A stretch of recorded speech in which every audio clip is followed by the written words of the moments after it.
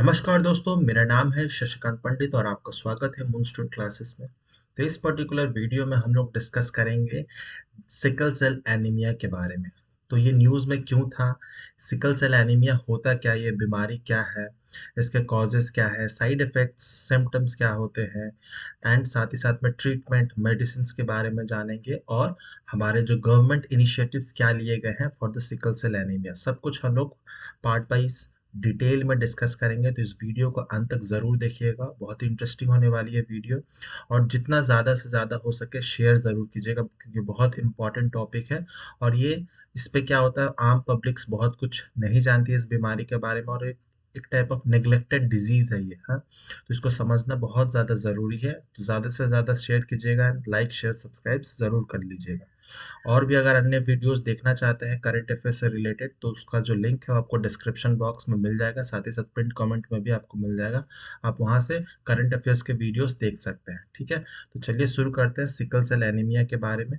उससे फोटोग्राफ में आपको कुछ हद तक कुछ समझ आ गया होगा। सिकल सेल एनीमिया ये क्या है, ये रेड ब्लड सेल से रिलेटेड है। ठीक है, तो ब्लड से रिलेटेड एक डिजीज है, वो हम लोग डिस्कस करेंगे। पहले जान लेते हैं न्यूज़ क्या है। ठीक है, तो more than 1 crore people have been screened for sickle cell disease under the National Sickle Cell Anemia Elimination Mission। ठीक है, तो ये national sickle cell anaemia elimination mission जो है वो लॉन्च किया गया था by the honourable prime minister Narendra Modi.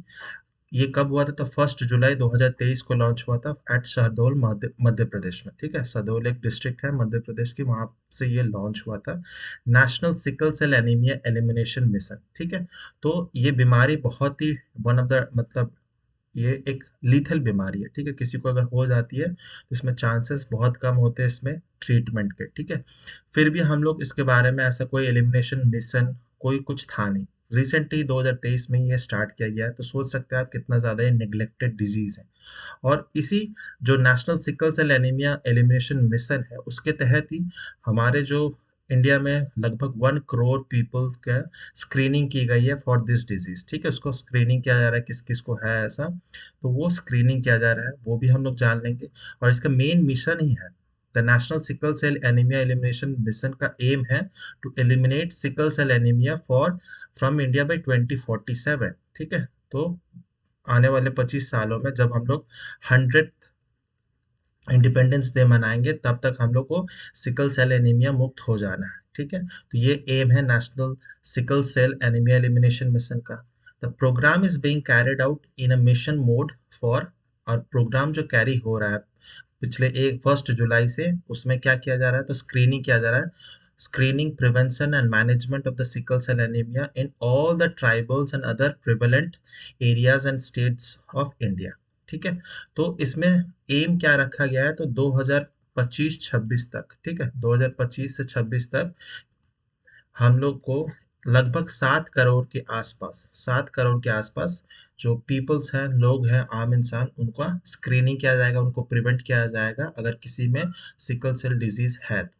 ठीक है, और कौन कौन से प्रिवेलेंट स्टेट्स हैं, तो लगभग इंडिया के 17 ऐसे स्टेट्स हैं जहां पर सिकल सेल एनीमिया के केसेस बहुत ज़्यादा आते हैं, जैसे कि गुजरात, महाराष्ट्र, राजस्थान, मध्य प्रदेश, झारखंड, छत्तीसगढ़, वेस्ट बंगाल, उड़ीसा, तमिलनाडु, तेलंगाना, आंध्र प्रदेश, कर्नाटक, असम, उत्तर प्रदेश, केरला, बिहार एंड उत्तराखंड। ठीक है, तो ऑलमोस्ट जम्मू कश्मीर, लद्दाख और Himachal and north eastern states को छोड़कर। ठीक है, इसमें असम इंक्लूडेड है, लेकिन नॉर्थ ईस्टर्न के सारे स्टेट्स, सिक्किम वगैरह ये सब नहीं आते हैं।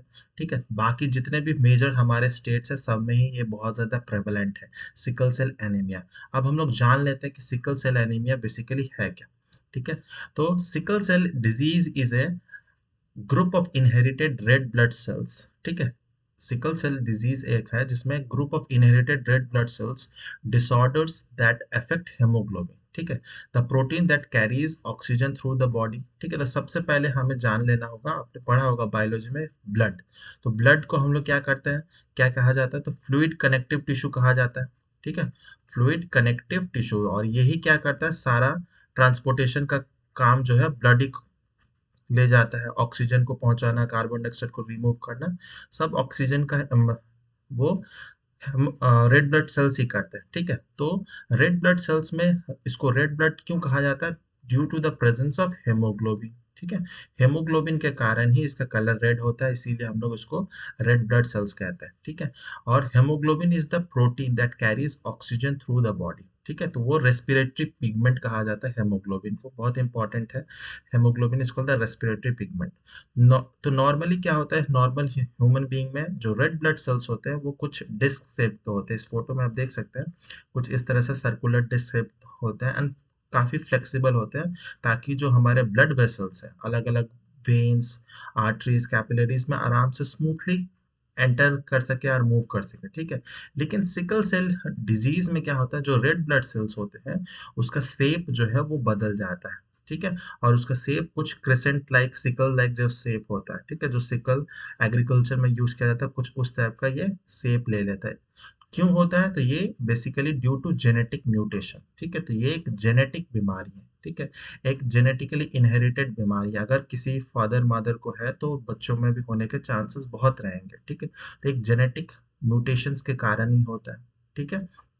तो इसमें नॉर्मली जो आरबीसी का शेप है वो चेंज हो जाता है। अब शेप चेंज होने से क्या प्रॉब्लम हो सकता है, तो these sickled red blood cells do not bend or move easily and can block the blood flow to the rest of the body। आप इस फोटो में देख सकते हैं कि जब डिस्क से नॉर्मल शेप के रेड ब्लड सेल्स होते हैं तो आसानी से ब्लड वेसल्स में आराम से मूव कर सकते हैं। लेकिन जब उसका शेप चेंज हो जाता है, सिकल लाइक शेप हो जाता है, वो क्या करेंगे, एक जगह में इकट्ठा हो जाएंगे, क्योंकि शेप अलग हो गया है, तो वो आसानी से एक जगह इकट्ठा हो जाएंगे, तो ब्लड का फ्लो ही रिस्ट्रिक्ट हो जाएगा। ठीक है, तो they block the blood flow through the body and can lead to a serious problem.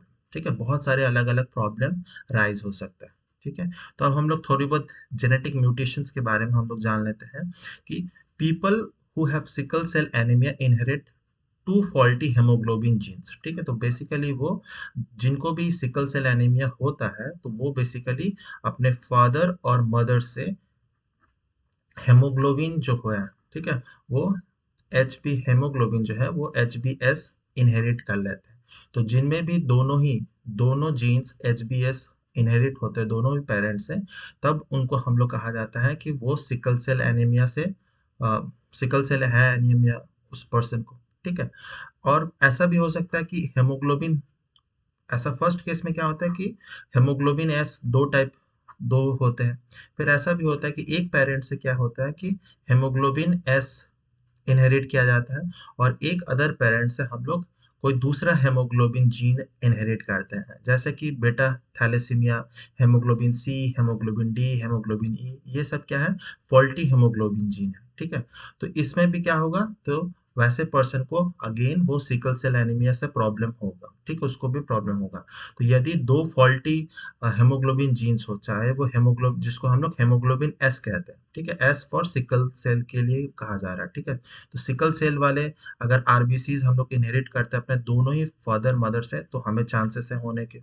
या फिर हम लोग एक फादर या कोई मदर से हम लोग हेमोग्लोबिन एस इनहेरिट करते हैं, साथ ही साथ में कोई दूसरा फॉल्टी हेमोग्लोबिन जीन भी इनहेरिट करते हैं, जैसे थैलेसीमिया वाला हेमोग्लोबिन सी, डी, ई, ये सब इनहेरिट करते हैं, फिर भी हम लोग को सिकल सेल होगा ही होगा। ठीक है, लेकिन थर्ड केस में बेसिकली क्या होता है कि a person has sickle cell trait when they inherit hemoglobin S gene from one parent and a normal hemoglobin gene। ठीक है, तो सिकल सेल ट्रेट किसे कहा जाएगा, सिकल सेल ट्रेट मतलब जिसको हम लोग कैरियर कहा जाता है। ठीक है, तो हम लोग एक मान लेते हैं, एक पेरेंट से हम लोग हेमोग्लोबिन एस इनहेरिट कर रहे हैं, और दूसरे पेरेंट से हम लोग हेमोग्लोबिन ए इनहेरिट कर रहे हैं, और हेमोग्लोबिन ए जो है वो नॉर्मल हेमोग्लोबिन है। ठीक है, तो ऐसे जो भी हम लोग का ऑफस्प्रिंग बनेगा वो एक नॉर्मल होगा। ठीक है, वो जस्ट एक कैरियर होगा हेमोग्लोबिन एस का, लेकिन वो हेल्थ वाइज उसमें कुछ प्रॉब्लम नहीं होगी। ठीक है, तो अगर हेल्थ वाइज प्रॉब्लम होना है तब दोनों ही जो हेमोग्लोबिन जीन्स होंगे वो फॉल्टी होने चाहिए, तभी होंगे। अगर आपका एक जीन फॉल्टी है और एक जीन नॉर्मल है हेमोग्लोबिन का, तो आपको कैरियर होंगे लेकिन आपको कोई प्रॉब्लम नहीं होगी। ठीक है, तो ये एक जेनेटिक एनालिसिस है किस तरह से सिकल सेल एनीमिया होती है, और आपको लगभग समझ आ गया होगा। नेक्स्ट हम लोग सिम्टम्स के बारे में जानेंगे। तो कुछ अर्ली सिम्टम्स होते हैं और कुछ लेटर सिम्टम्स भी आते हैं। तो अर्ली सिम्टम्स में बेसिकली जो बॉडी होता है, इसमें क्या होता है कि आरबीसी का शेप चेंज हो जाता है। इसके कारण क्या होता है, जो आरबीसी फॉर्मेशन होती है वही कम हो जाती है। ठीक है। आरबीसी फॉर्मेशन कम हो जाती है तो बॉडी का जो कलर है, जो नॉर्मल रेडिश कलर का होता है हमारा, जहाँ भी ब्लड फ्लो होता है वहाँ पर रेडिश कलर आता है, तो वो रेडिश कलर नहीं आएगा, उसके जगह येलोइश अपीयरेंस या व्हाइटिश अपीयरेंस आने लगता है, पेल होने लगता है, स्किन का कलर व्हाइटिश होने लगता है, तो वो भी एक अर्ली सिम्टम्स है। फिर extreme tiredness and fussiness from anaemia, ठीक है। एनीमिया का मतलब ये होता है कि हेमोग्लोबिन लेवल जो है ब्लड में वो कम हो जाना, ठीक है। तो इसके कारण बहुत ज़्यादा एक्सट्रीम टायर्डनेस होता है। और उसी से रिलेटेड है painful swelling of the hand and feet, ठीक है।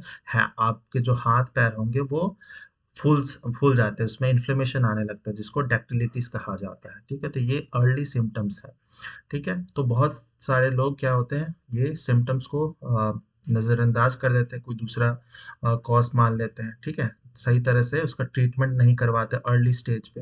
अगर अर्ली स्टेज पे ट्रीटमेंट हो जाएगी तो इसको सॉल्व किया जा सकता है। फिर लेटर सिम्टम्स क्या हो जाता है, तो वो होता है बहुत सीवियर हो जाता है, सीवियर एनीमिया। जब हेमोग्लोबिन लेवल जो है बॉडी में वो बहुत बहुत कम हो जाता है, उसके कारण क्या होता है, एक्सट्रीम टायर्डनेस होता है, शॉर्टनेस ऑफ ब्रेथ, सांस लेने में दिक्कत, डिजीनेस, इरेगुलर हार्ट बीट हो जाता है, कभी फास्ट कभी कम। फिर स्प्लेनिक सिक्वेस्ट्रेशन क्राइसिस, इसको क्या कहा जाता है, ऑरन अप्लास्टिक क्राइसिस। इसको बेसिकली कहा जाता है कि जब हेमोग्लोबिन लेवल जो है वो बहुत बहुत बहुत कम हो जाता है, ठीक है, वो बहुत कम हो जाता है, तब उसको कहा जाता है splenic sequestration crisis. Spleen, basically ये स्प्लीन से रिलेटेड है, ठीक है। कॉजेस सीवियर एनीमिया सिम्टम्स, ठीक है, और ये लाइफ थ्रेटनिंग होता है। फिर सिम्टम्स, फीवर भी बहुत एक्सेस में फीवर रहता है, 101 डिग्री से भी ज़्यादा फीवर रहता है, परसिस्टेंट फीवर रहेगा। फिर एक्यूट चेस्ट पेन होने लगेगा, कार्डियोवास्कुलर डिजीजेस भी बढ़ सकती है, एक्यूट चेस्ट पेन कभी भी हो सकता है, coughing, fever, shortness of breath, ठीक है, सांस लेने में वही दिक्कत। फिर स्ट्रोक होने का, ब्रेन में प्रॉब्लम होने का बहुत चांसेस है, जिसके कारण सडन वीकनेस, नमनेस आ जाता है, कुछ फील नहीं होता है, ऐसा लगता है बॉडी पैरालिसिस हो चुका है, कंफ्यूजन हो जाएगा, ट्रबल स्पीकिंग, सीइंग, वॉकिंग, क्योंकि ब्रेन में प्रॉब्लम हो रहा है ना, तो सब कुछ बोलना, थिंकिंग वंकिंग सब बर्बाद हो जाएगा। फिर एक बहुत इंपॉर्टेंट एक लेटर सिम्टम है जो कि मेनली मेल्स में होता है, जिसको प्रियपिज्म कहा जाता है, ठीक है। प्रियपिज्म क्या होता है, तो बेसिकली जो ह्यूमन मेल होते हैं उनमें इरेक्शन कब आता है, तो इरेक्शन बेसिकली सेक्सुअल इंटरकोर्स के दौरान आता है, और वो कुछ मिनटों के लिए ही होता है। लेकिन इस सीवियर एनीमिया के केस में क्या होता है, सिकल सेल डिजीज में जो इरेक्शन है वो बहुत समय तक रहता है, 4 से उससे भी ज़्यादा घंटे तक रहता है, तो वो भी एक बहुत सिम्टम्स है, और ये मेनली मेल्स में ही होगा, ठीक है। तो ये सारे सिम्टम्स हैं फॉर सिकल सेल एनीमिया के बारे में। अब हम लोग डायग्नोसिस देख लेते हैं, तो इसको हम लोग कैसे डायग्नाइज कर सकते हैं। तो सबसे पहला जो है वो है सिंपल ब्लड टेस्ट करके, ठीक है। ब्लड टेस्ट हम लोग कर सकते हैं, हेमोग्लोबिन का काउंट देख सकते हैं, और जो आरबीसी का शेप होता है उसको भी स्टडी किया जा सकता है। लेकिन बहुत बार क्या होता है, ब्लड टेस्ट से एक्यूरेटली पता नहीं चलता कि सिकल सेल डिजीज है या नहीं है, क्योंकि बहुत सारे अलग रीजंस भी हो सकते हैं एनीमिया के, ठीक है। बॉडी में आयरन की कमी, बहुत कुछ हो सकता है, तो उससे भी हो सकता है। तो इसीलिए सबसे बेस्ट जो कहा जाता है वह जेनेटिक टेस्टिंग करना, ठीक है। तो genetic testing can determine which type of sickle cell disease you have or confirm a diagnosis if result from the blood test are not clear, ठीक है। तो genetic testing are also can also tell whether you have 1 or 2 copies of sickle cell hemoglobin gene, जो मैं कह रहा था कि एक कॉपी है या 2 कॉपी, अगर दोनों ही कॉपी है HbS का तो बहुत प्रॉब्लम होगा, ठीक है। और अगर एक कॉपी है HbS का और एक नॉर्मल HbA है, ठीक है, तो आप उसको कैरियर कहा जाएगा, ठीक है। तो उस पर्सन को बहुत ज़्यादा प्रॉब्लम नहीं होगी, वो अपना हेल्दी लाइफ जी सकता है। लेकिन अगर दोनों ही जीन जो है हेमोग्लोबिन का वो फॉल्टी हेमोग्लोबिन जीन है तो प्रॉब्लम होगा। तो ये टेस्ट किया जा सकता है जेनेटिक टेस्टिंग में, और उसके अकॉर्डिंगली ट्रीटमेंट दिया जा सकता है, ठीक है। तो अब उसी के साथ हम रिलेटेड आ जाता है कि ट्रीटमेंट क्या है। तो सबसे पहला जो ट्रीटमेंट है बेसिकली वो है ब्लड ट्रांसफ्यूशन, ठीक है। तो ब्लड ट्रांसफ्यूशन से हम लोग थोड़े बहुत टाइम के लिए क्योर कर सकते हैं। तो ये बेसिकली क्योंकि एनीमिया हुआ है तो ब्लड का बहुत सारा हेमोग्लोबिन कम हो जाता है, तो हम लोग क्या कर सकते हैं ब्लड ट्रांसफ्यूजन से, this can help relieve anaemia and reduce the risk of pain crisis, क्योंकि बहुत एक्सट्रीम लेवल का पेन होता है, बहुत हार्मोनल चेंजेस होने लगते हैं, बॉडी में कंफ्यूजन होगा। अगर कोई बच्चा है, यंग एज पे है, तो उसके प्यूबर्टी साइकिल, प्यूबर्टी पे इफेक्ट करेगा, पीरियड साइकिल्स पे होगा, प्रेगनेंसी, रिप्रोडक्शन साइकिल बहुत इफेक्ट करता है, ठीक है। तो ब्लड ट्रांसफ्यूजन एक सिंपल एक है जिससे हम लोग थोड़े बहुत टाइम के लिए हम लोग इसको प्रिवेंट कर सकते हैं, ठीक है। लेकिन सबसे जो बेस्ट कहा जाता है वो है बोन मैरो ट्रांसप्लांटेशन या फिर स्टेम सेल्स टेक्निक से हम लोग इसको ठीक किया जा सकता है। लेकिन ये तभी ठीक होगा जब अर्ली स्टेज पे इसका डायग्नोसिस हो सके, ठीक है। और अर्ली स्टेज पर डायग्नोसिस होता ही नहीं है क्योंकि बहुत लोगों को पता ही नहीं है इसके बारे में। तो बोन मैरो ट्रांसप्लांटेशन बहुत एक्सपेंसिव भी है और इसकी एक्सपर्टाइज ऑब्वियसली इंडिया में है, लेकिन अगर अर्ली स्टेज पर पता चल सके तो हम लोग ये दोनों ही टेक्निक कर सकते हैं और यही एक मेथड है जिससे कुछ हद तक इम्प्रूव किया जा सकता है, ठीक है। Bone marrow transplantation and stem cell technique, ऐसा कोई अभी तक टेक्निक या मेडिसिन नहीं बने हैं जिससे हम लोग प्योरली मतलब क्योर हो सकते हैं, ठीक है।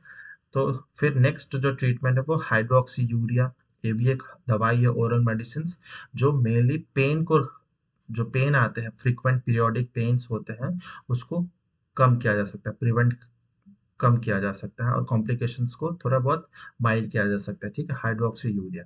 फिर और भी कुछ मेडिसिन है जैसे कि medicine to prevent the sickling of the red blood cells, ठीक है। जो सिकलिंग होने लगा है रेड ब्लड सेल्स का, ठीक है, इस तरह का जो शेप बनने लगता है उसके लिए एक मेडिसिन है वॉक्सिलोटोल which treats sickle cell disease in adults and children of 4 years and older, ठीक है। तो ये मेनली एडल्ट और मिनिमम जो एज है 4 साल से अधिक बच्चों को ही ये दिया जाता है, ठीक है।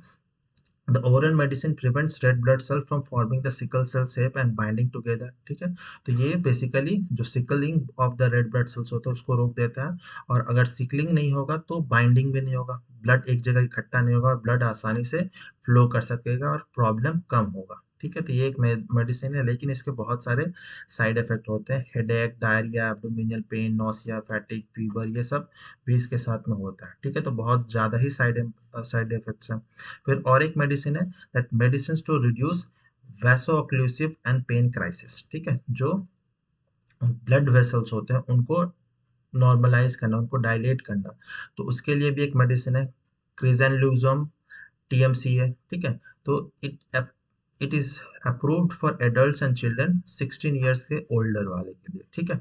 This medicine which is even given through the intravenous line in the vein, ठीक है। मेनली वो इंट्रावेनस वेन में इंजेक्शन टाइप ऑफ दिया जाता है which help the prevent blood cell from sticking to the blood vessels. तो blood vessels क्योंकि shape change होने के कारण वो जो ब्लड वेसल्स होते हैं आर्टरीज वेन्स में वो मेनली क्लॉग कर जाते हैं, स्टिक कर जाते हैं और ब्लड फ्लो को रोक देते हैं और उसके कारण इन्फ्लेमेशन होता है और दर्द होने लगता है इन्फ्लेमेशन के कारण। तो इसको मेनली क्या करता है ये जो दवाई है, ये इसको जो स्टिकीनेस होता है ब्लड वेसल्स के अंदर में वो स्टिकीनेस हटा देता है, ठीक है। फिर इसमें भी नौ साइड इफेक्ट है, nausea, joint pain, back pain, fever, ये सब होता है, ठीक है। तो कोई ऐसा दवाई, कोई ऐसा इलाज नहीं है जिससे हम लोग 100% क्योर हो सकते हैं क्योंकि एक जेनेटिक डिसऑर्डर है। अगर हम लोग को अर्ली पता चल सके तो हम लोग स्टेम सेल या बोन मैरो ट्रांसप्लांटेशन से कुछ हद तक इम्प्रूव हो सकता है, लेकिन 100% श्योरिटी नहीं है, ठीक है। इसीलिए इसके बारे में अवेयरनेस लाना बहुत ज़्यादा ज़रूरी है। तो गवर्नमेंट क्या क्या इनिशिएटिव्स लिए हैं वो भी हम लोग जान देख लेते हैं। तो government released technical operational guidelines for the prevention and control of sickle cell anaemia in 2016। तो हम लोग बहुत बहुत पीछे हैं, हम लोग ने बस 2016 से ही इस पे ध्यान देना शुरू किया है। टेक्निकल जस्ट उस समय भी एक ऑपरेशनल गाइडलाइंस ही बनी थी और कुछ हद तक क्या होता है बुक्स में भी हम लोग 11-12 की बायोलॉजी बुक्स में इवन जो एमबीबीएस करते हैं उनमें पढ़ाया तो जाता है लेकिन स्कूल लेवल पर नहीं पढ़ाया जाता, अवेयरनेस नहीं है, ठीक है। तो इस पे अवेयरनेस लाना बहुत ज़्यादा ज़रूरी है। तो बहुत लेटली गवर्नमेंट ने स्टार्ट किया है, 2023 में ही स्टार्ट किया था 1 जुलाई को, द स्टेट हेमोग्लोबिनोपैथी मिशन, ठीक है। ये कहाँ, तो ये मध्य प्रदेश में हुआ established to address the challenges in screening and management of the disease. और इसी जो नेशनल एनीमिया एलिमिनेशन मिशन है जिसमें 2047 तक हम लोग एलिमिनेट करेंगे, उसी में सबसे पहला जो स्टेप है वो ही है स्क्रीनिंग, मैनेज करना, प्रिवेंट करना, जिसमें 2025 तक हमें लगभग 7 करोड़ इंडियंस का स्क्रीनिंग करना है, ये एम रखा गया है मेनली, ठीक है। तो यही एम, कुछ गवर्नमेंट इनिशिएटिव्स है, बहुत ज़्यादा ऐसे इनिशिएटिव नहीं है। और फिर आप ये भी देख सकते हैं कि एनीमिया मुक्त भारत स्ट्रेटेजी भी है जिससे हम लोग इस तरह से अवेयरनेस ला सकते हैं और लोगों को बता सकते हैं। और हम लोग किस दिन वर्ल्ड सिकल सेल डे मनाते हैं, तो जून 19 को, हर साल हम लोग जून 19 को वर्ल्ड सिकल सेल डे मनाते हैं ताकि अवेयरनेस लाया जा सके। इसमें जो है बहुत important role as a individuals हम लोग प्ले कर सकते हैं कि हम लोग जितना ज़्यादा से ज़्यादा अवेयरनेस ला सकते हैं। ठीक है, तो आप इस वीडियो को ज़्यादा से ज़्यादा लोगों को शेयर कीजिएगा, अपने दोस्तों के साथ शेयर कीजिए ताकि लोगों को पता चले इस बीमारी के बारे में और हम लोग इसको प्रिवेंट कर सके, क्योंकि हर साल बहुत लोग इससे मरते हैं इंडिया में। ठीक है, तो इसको प्रिवेंट करना बहुत ज़्यादा ज़रूरी है और इस पे रिसर्च एंड डेवलपमेंट भी हो रहा है। ऐसा नहीं है कि नहीं हो रहा है, तो इस पे भी काम चल रहा है। तो उम्मीद करता हूँ आपको सब कुछ क्लियर हो गया होगा सिकल सेल डिजीज़ के बारे में। अगर वीडियो अच्छा लगा तो लाइक ज़रूर कीजिएगा, कमेंट करके बताइए कैसा लगा वीडियो, शेयर एंड सब्सक्राइब ज़रूर कर दीजिए। नोटिफ़िकेशन पाने के लिए टाइमली बेल आइकन को ज़रूर हिट कर दीजिएगा। मिलेंगे नेक्स्ट वीडियो में, टिल देन बाय बाय, जय हिंद।